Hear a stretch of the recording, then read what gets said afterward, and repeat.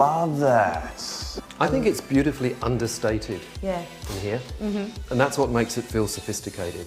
And the sense of luxury comes from the simplicity. Dan and Carleen, first of all, congratulations, 30 out of 30. You've got to celebrate that, right? Yep, very happy with ourselves. That's great. I feel like this kitchen has got a real mature feel to it. Yeah, well, that would probably go with the fact that we're mature. I love to do a kitchen that's classical, that's not going to date too quickly. Great workspace and everything hidden behind the cupboards. Lots of storage. Because it's got all this beautiful texture and detail on it. This is like the piece de resistance. It is just like the cherry on top. Yeah. You say cherry on top, I say jewel in the crown. This bench top, it's almost like it needs its own postcode, it's so big. It's just gorgeous. And this is a Caesar stone white Art Deco. It's got this beautiful marble look to it. Yes, and great entertaining space. Plenty of space to sit around and enjoy yourself. You could store anything in there, couldn't you? Some beautiful plates, or as you have some gorgeous vases. That warm light on the timber just gives it a bit of a warm feel. Good mood lighting of a night time too, when you want to turn off your night lights and just the kitchen bench is left lit up.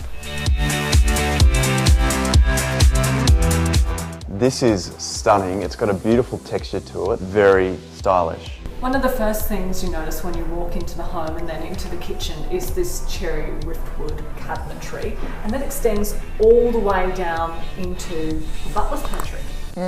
Yeah, it just keeps the eye flowing. They're massive kitchens. I think they're a good 8 to 10 metres long, so it just gives you that whole sense of space. And we've broken it up with the Iceland white satin, so it's all white through on the inside with the lovely black timbered handles, so that we're not too overpowering with the timber. The rest is all push touch and soft closing. They're great, the Bosch appliances. We've got the coffee machine, the microwave, the steam oven and your normal oven. But once again, they don't overpower the kitchen, they keep it quite simplistic. We'll work the length of the island bench out based on the 1200 clearance around. Yep. On the end, we'll put some seating that wraps around, which can utilise that view out to the city. Danny's, I think, got great visual outlook and practicality, and because she's worked with so many kitchens and designing now, she really knows her stuff. There's a lot of cabinetry to install. What was it like when Freedom Kitchens came in and brought this all to life for you?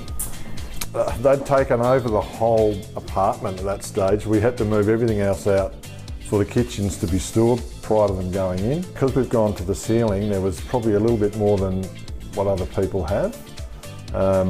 But once it came together, we were so happy with the end result. I love being able to see in there because visually it's very attractive, and I Yeah. also think it creates a wonderful sense of space. Inside the butler's pantry we have another dishwasher, and really just all your drawers to, so you can work and entertain down the back here and keep your mess going here while you've got your party going on out there looking smick and tidy.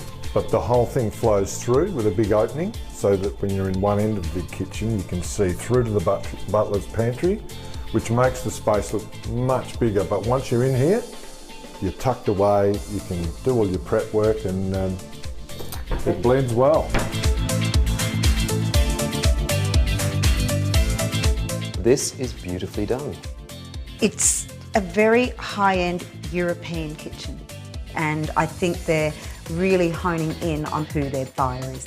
And finally, for interiors and decorators, what's your top tip for creating a high-end kitchen?